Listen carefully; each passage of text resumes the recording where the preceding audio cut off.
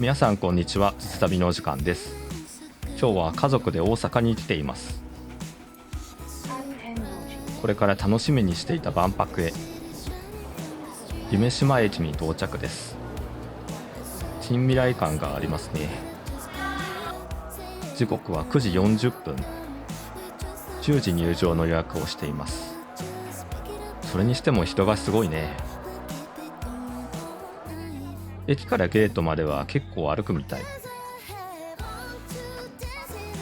ところどころに子脈がいたりしてかわいい。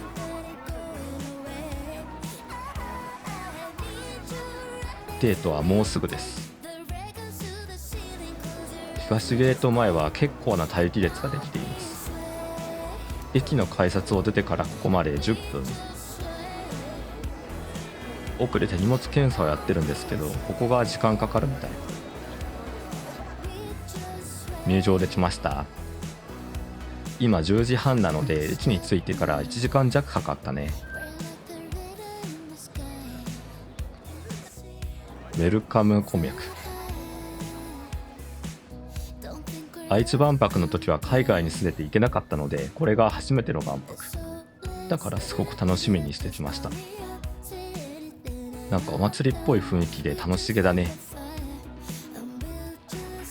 これが大屋根リングか。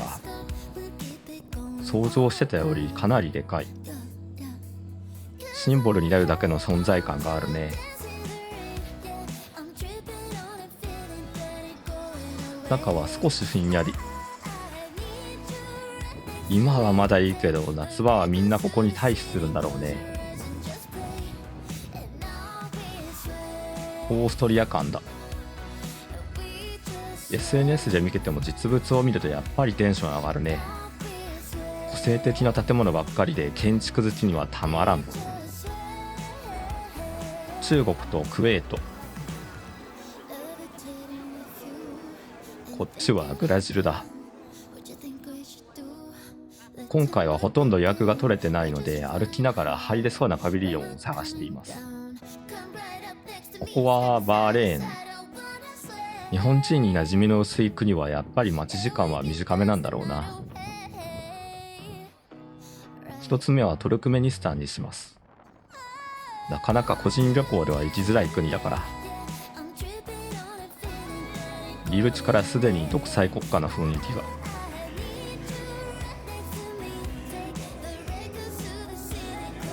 映像はよくできていて、トルクメニスタンの雰囲気が伝わってきます。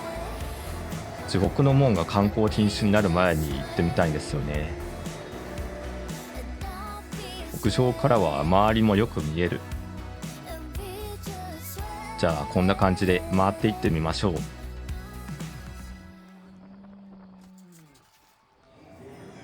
子供がスタンプ帳を買ったので、見学したところのスタンプを押して回ります。わかりやすい思い出作りになるね。そして子供っていうのはこの手のスタンプラリーが大好き。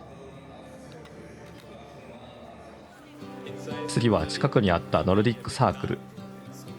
デンマーク、フィンランド、アイスランド、ノルウェー、スウェーデンの北欧5カ国の合同出展です。文化や自然、環境保護、サステナビリティについての内容が中心。ここは物販が強かった。ムーミンとか強コンテンツがたくさん。出口でお水を配ってくれたのも暑い日にはすごくありがたい。どこからでも大屋根リングが見えます。朝一は人が少なかったけど、だいぶ増えてきたな。正直歩いてるだけでもかなり楽しい。今日は24度くらいだから散歩日和だね。夏は厳しいだろうけど。フードコートもあったり、避難できる場所はそれなりにありそう。洋食850円。たこ焼き900円。ポルトガル館。隈研吾が関わっているパビリオンの一つです。木じゃないデザインかっこいいじゃん。時刻はもうすぐ12時ですが、人が増えてきました。さっき予約センターの人に聞いたんですが、12時からガンダムの予約枠が開放されるらしいです。そして実際に妻が予約をゲットしてくれました。いろんなパビリオンで途中開放枠があるみたいなので要チェックですね。お昼ご飯、スパイファミリーのことは何も分かりませんが、コラボバーガーを食べます。1個2000円。チェーン店と比べたら高いけど、テーマパーク価格と言われればこんなもんかという気もする。ディズニーとかユニバに行く感覚でパパはお金支払いマシーンになります。まあ全ては思い出作り。ハンガリー館の近くに休憩テーブルが並んでいて、そこでご飯を食べられます。次のパビリオンに向けて反対側エリアまで移動。ちょうど中心部に静けさの森というゾーンがあって、ここが気持ちがいい。ちびっ子たちが水浴びをしている。何か所かコモンズ館という合同出店パビリオンがあって、主に小さな規模の国が集まっています。次に向かうのはブルーオーシャンドーム。事前抽選で唯一予約が取れたパビリオン。水に関する展示。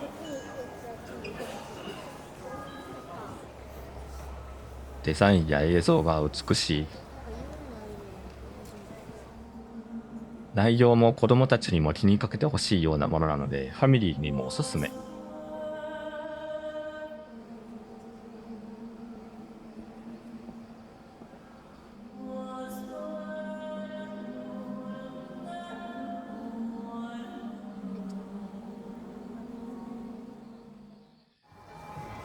子供たちは関西パビリオンに行ったので、その間に妻と何か見てみます。さっと入れそうなところを。15分待ちで入れるのでマレーシア館に行きました。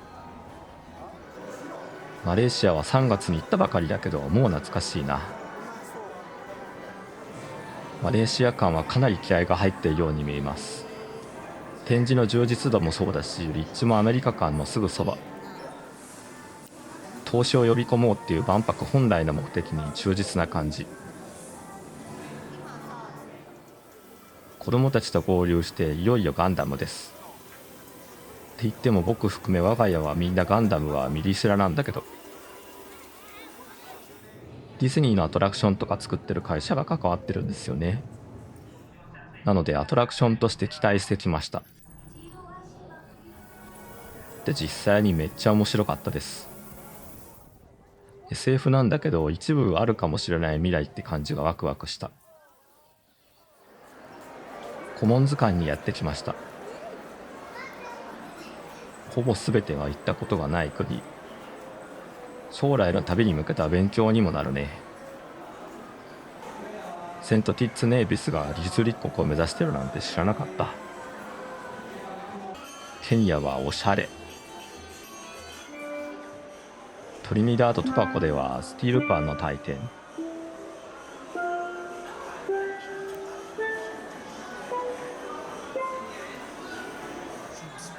いつか行ってみたいと思う国がまた増えました。さて再びマレーシア館。あっという間に夕方なのでご飯にしましょう。ロティを実演しながら作っています。なんであれで破れず広がるのか意味がわからん。サービス精神旺盛なお兄さんでした。マレーシア館はテイクアウトでご飯を注文できるのでおすすめ。子供が食べられるものもあるし。僕はミーゴレンを注文。娘はカレーとロティです。安心する味だ。もうすぐ17時。1日で回りきるなんて到底無理なので、次回に向けて全体を把握することに目的を切り替えます。これは落合陽一のぬるぬる。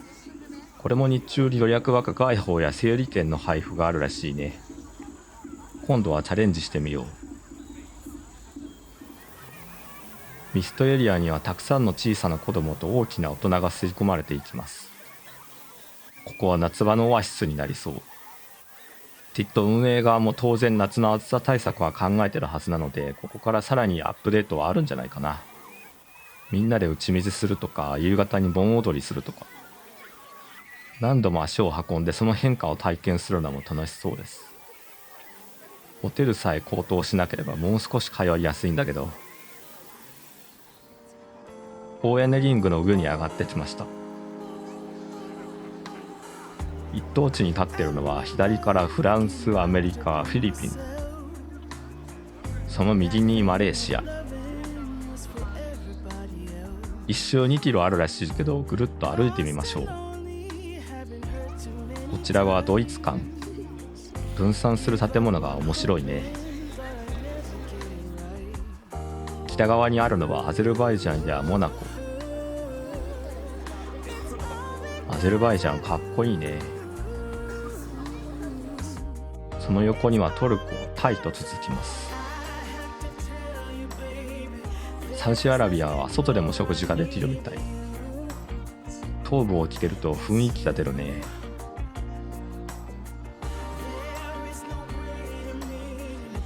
スペインは太陽がモチーフのパビリオン。スペイン広場みたいな大階段の先にはステージがあります。まあスペイン広場があるのはスペインじゃなくてイタリアですけど。オーストラリア館にもステージが。音楽は伝わりやすいし準備も簡単でいいのかね。インドネシアでは明るいお姉さんの呼び込み。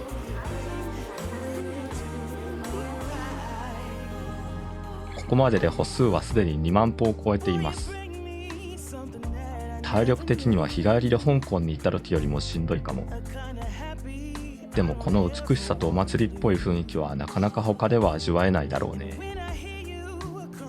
みんなが思い思いの時間を過ごしてる感じがいい。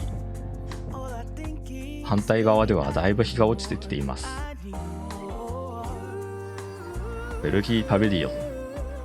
西側のエリアは今日はあまり見れなかったな。その隣はイタリア。イタリアはイベントブライトで予約ができるんだよね。次回の広報日で予約を抑えました。今回はそんなに準備してこなかったのもあってたくさんは見れなかったけど、それでも楽しかったな。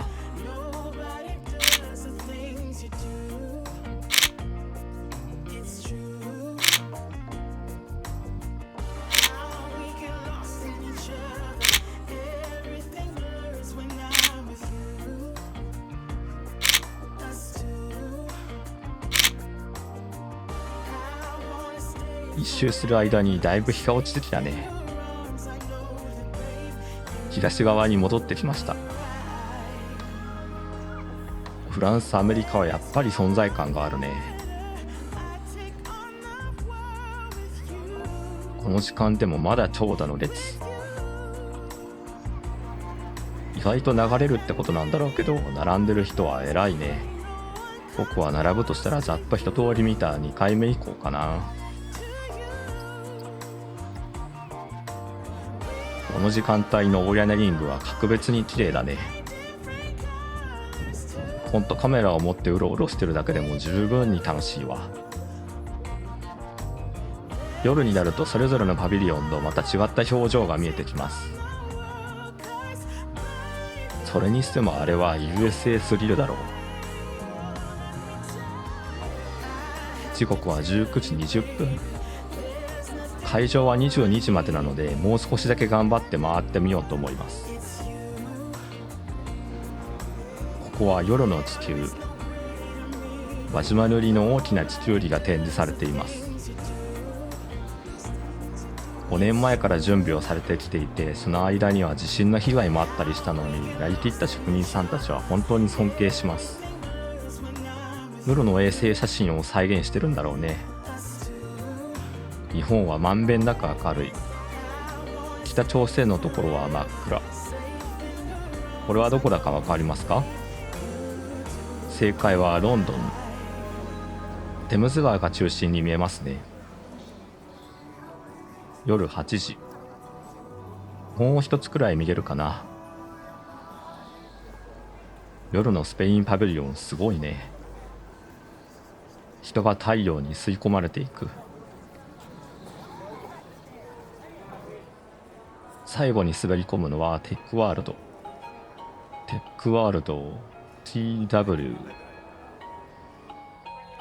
要は台湾パビリオンなんですが、大人の事情があるんでしょうね。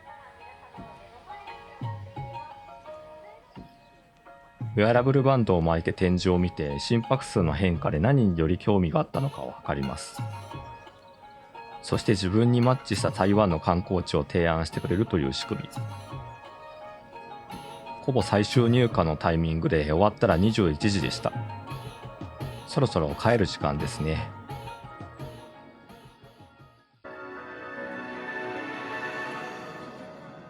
テーマパークの終わりがけみたいな音楽が流れています。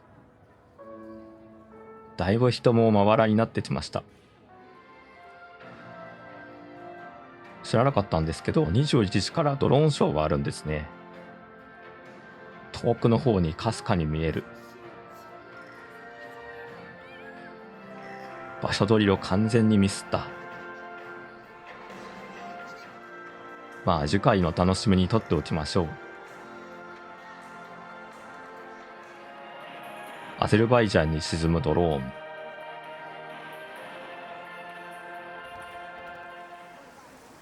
初めての万博はドタバタのうちにあっという間に時間が過ぎていきました。次はもう少し長い日程で来よう。でも全部見るには全然時間が足りないっていうのはみんな思ってるだろうから、これからリピーターがどんどん増えるんじゃないですかね。関西圏に住んでる人は羨ましいよ。ゲートが近づくとどこにこんなにいたんだってくらい人が出てきました。なんかみんな楽しそうでいいね。55年前の万博もこんな雰囲気だったのかな。今は飛行機やインターネットで世界の距離は小さくなったけど、それでもリアルな場の魅力はまだまだあるなと思いました。なんとかまた来れるように時間とお金を捻出しよう。というわけで今回の動画はこれでおしまい。ご視聴ありがとうございました。それではまた次の旅でお会いしましょう。さようなら。